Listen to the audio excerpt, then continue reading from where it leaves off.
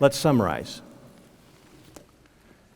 A 2-year extension from January 2022 to January 2024 was considered prudent to minimize impact to mission while allowing more time to raise funds through contributions and the sale of some program properties, thereby minimizing the need for a loan from investments. The status as of 30 June 2018, the end of our last fiscal year, is the church has raised $53.1 million toward the $120 million goal, leaving $66.9 million left to raise. To make sure that the church's retirees receive the benefits that the church committed, the Presiding Bishopric is implementing a minimum balance on the church's investment accounts to reserve the funds needed for the retirees in case the church does not meet the goal.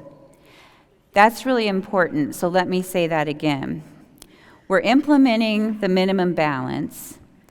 It's about reserving the funds just in case we need them because we do not make the goal. If approval is received from the conference and the government to move the funds from the general operating endowment to Bridge of Hope, the remaining balance needed to meet the goal would be $58.9 million.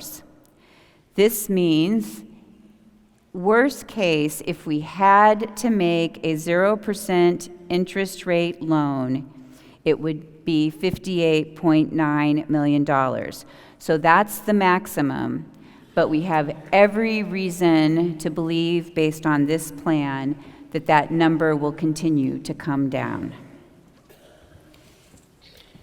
We all want to avoid the need to borrow from the church's investments because we recognize that will have a negative impact on mission.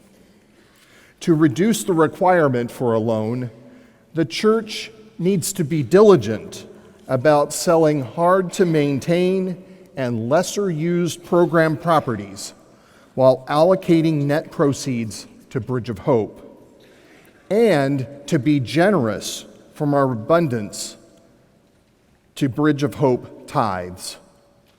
We must do this while supporting worldwide mission tithes each year at an equal or greater level than our previous year's support as life circumstances permit.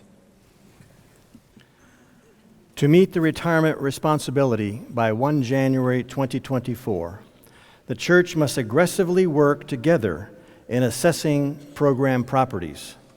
Sales will be focused on properties that have either become a burden because of expensive operation and maintenance or are experiencing lesser utilization for mission.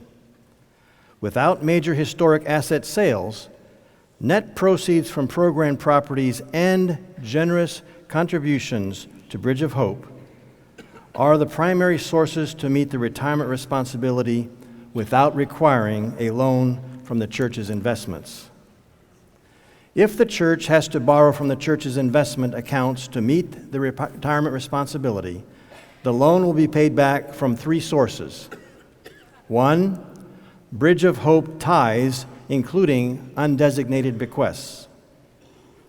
2, net proceeds from the continued sale of lesser utilized congregation, campgrounds, and program properties. And 3, any historic asset sales. There is no question the challenge before the church of meeting the retirement responsibility is momentous. It has the potential to test our resolve as a people. We can choose to pull inward and try to protect our personal interests. Or we can choose to pull together and do what it takes to fulfill the church's commitment to the faithful people who supported and still support the church's mission. Let us be defined and remembered by future generations as the people who embodied our enduring principles, as we support mission today through local and worldwide mission ties, while building a bridge of hope that fulfills the retirement responsibility first and then grows the church's endowments.